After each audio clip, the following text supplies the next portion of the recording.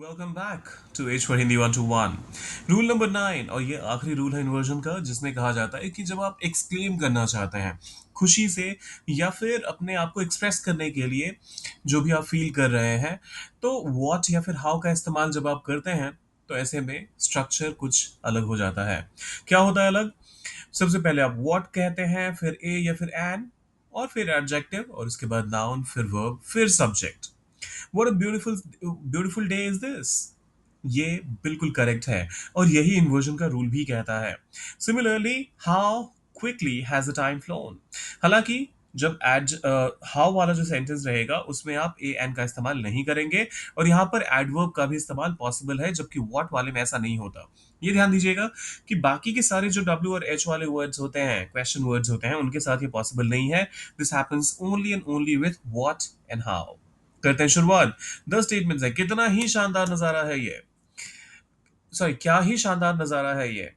What शानदार के लिए देखिए, यहां पर मैं ब्यूटीफुल का इस्तेमाल कर रहा हूं। आप चाहे तो स्टनिंग कह सकते हैं, आप चाहे तो मेस्मराइजिंग कह सकते हैं। सो चलिए स्टनिंग इस्तेमाल कर लेते हैं। व्हाट अ स्टनिंग नजारा, व्यू है ये, इज दिस, और फिर exclamation mark. What a stunning view is this. What a stunning view is this. कितना सुंदर संगीत बज रहा है। कितना, हाउ। देखिए क्या मतलब व्हाट और कितना मतलब हाउ। सुंदर, ब्यूटीफुल। हाउ ब्यूटीफुल संगीत बज रहा है, is the music playing. How beautiful is the music playing. How beautiful is the music playing. कितना शांत माहौल था वहां। हाउ पीसफुल, शांत के लिए पीसफुल। माहौल, एटमोस्फियर। How peaceful. अब देखिए यहां पर या फिर एन का इस्तेमाल मत कर लीजिएगा। सबसे पहले तो was the atmosphere. How peaceful was the atmosphere there, और फिर एक्सक्लेमेशन मार्क। क्या बेवकूफ इंसान है वो। अब इसको ट्रांसलेट करते हैं। क्या, वॉट, बेवकूफ, वॉट अब देखिए, अगर आप फूल का इस्तेमाल करते हैं तो अगर इडियट का इस्तेमाल करते हैं तो an. So what an idiot is he, या फिर what a fool is he. मैं फूल कह रहा हूं, what a fool is he. कितना अच्छा मौका था वो। हाउ अच्छा मौका के लिए आप क्या कहेंगे, great opportunity. How great was the opportunity। अच्छा अच्छा मौका था वो। was that, how great was that opportunity। how great was that opportunity। अगर यहां पर what का इस्तेमाल करते हैं तभी ये ट्रांसलेट किया जा सकता है।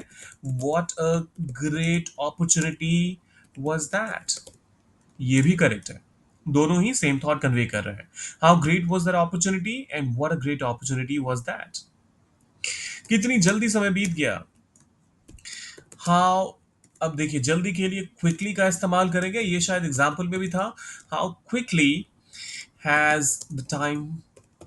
समय बीतने के लिए आप मतलब कहते हैं ना, समय तो फटाफट से ऐसे निकल गया, तो phloem. How quickly has the time phloem. How quickly has the time phloem. क्या ही मजेदार दिन थे वो। क्या आ गया तो व्हाट का इस्तेमाल कीजिए। What a fun day was that. What a fun day was that. कितना ईमानदार आदमी है वह। How honest. अब आदमी के लिए मैन का इस्तेमाल करेंगे। How honest a man is he. How honest a man is he. अब चाहे तो यहां पर फिर से व्हाट एन ऑनेस्ट मैन भी कह सकते हैं। What an honest man is ही, वो भी चलेगा। दोनों का मतलब सेम निकल कर आएगा। क्या बेहतरीन प्रदर्शन किया उसने। व्हाट बेहतरीन के लिए यहां पे ब्रिलियंट का इस्तेमाल कर लेते हैं। What a brilliant performance did he give. उसने दिया, did he give. What a brilliant performance did he give. कितनी तेज बारिश हो रही है।